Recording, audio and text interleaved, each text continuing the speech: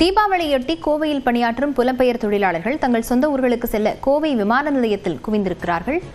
ரயில் நிலையத்திலும் கூட்டம் அலைமோதுகிறது. இதுகுறித்த விவரங்களுடன் நமது மண்டல தலைமைச் செய்தியாளர் குருசாமி இணைந்திருக்கிறார். குருசாமி, விவரங்களை பதிவு செய்யலாம்.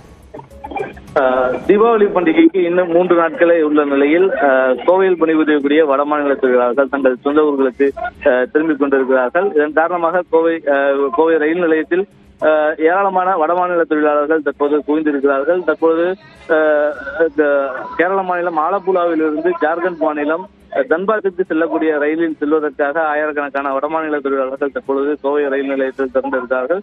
ஏராளமான தொழிலாளர்கள் ரயில் நிலையத்தில் திறந்திருப்பதன் காரணமாக போலீசார் அவர்களை நீண்ட வரிசையில் தற்பொழுது வரிசைப்படுத்தி இருக்கிறார்கள். இதனைத் தொடர்ந்து நீண்ட வரிசையில் தற்பொழுது வடமாநில தொழிலாளர்கள் நிறுத்தி வைக்கப்பட்டிருக்கக்கூடிய நிலையில் அவர்களை முறைப்படுத்தி காவல்துறையினர் அவர்களை ஏற்றுக் கொண்டிருக்கிறார்கள்.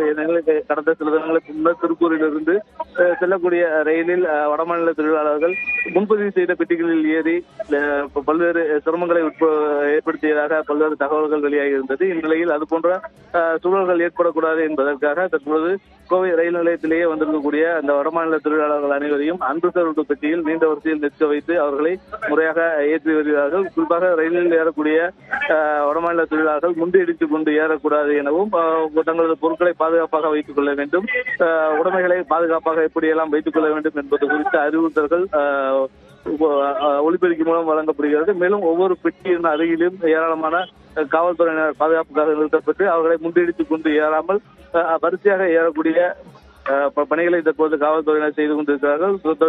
இன்றைய தினம் கிளம்பினால் தான் தீபாவளி பண்டிகைக்கு செல்ல முடியும் என்பதன் காரணமாக வடமாநிலத்திற்கு செல்லக்கூடிய ரயில்களில் தொடர்ச்சியாக செல்வதற்காக ஏராளமான வடமாநில தொழிலாளர்கள் தொடர்ச்சியாக வந்து கொண்டிருக்கக்கூடிய நிலையில் கூட்ட நெரிசல் ஏற்பட்டு எந்த விதமான அசம்பாவிதங்களும் ஏற்பட்டுவிடக்கூடாது என்பதற்காக தற்பொழுது அவர்களை முறைப்படுத்தக்கூடிய பணியில் காவல்துறையினர் ஈடுபட்டுக் கொண்டிருக்கிறார்கள். எனினும் காவல்துறையினர் கட்டுப்பாட்டை மீறி வடமாநில தொழிலாளர்கள் ரயில் பெட்டிகளில் ஏறுவதை பார்க்க முடிகிறது. எனினும் அவர்களை முறைப்படுத்துவதற்கான பணிகளை காவல்துறையினர் ஈடுபட்டுக் கொண்டிருக்கிறார்கள். இதே போன்று மாலை மற்றும் அதிகாலை நேரங்களிலும் வடமாநிலங்களுக்கு செல்லக்கூடிய ரயில்களில் இதே போன்ற கூட்டங்கள் இருந்து கொண்டிருக்கிறது.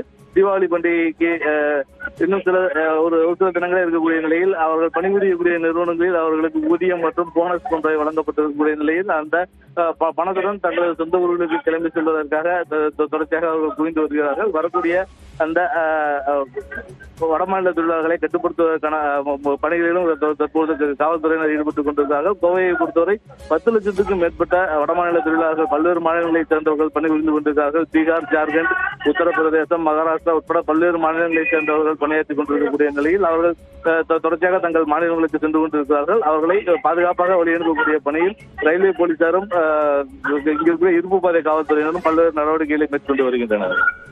விவரங்களுக்கு நன்றி குருசாமி.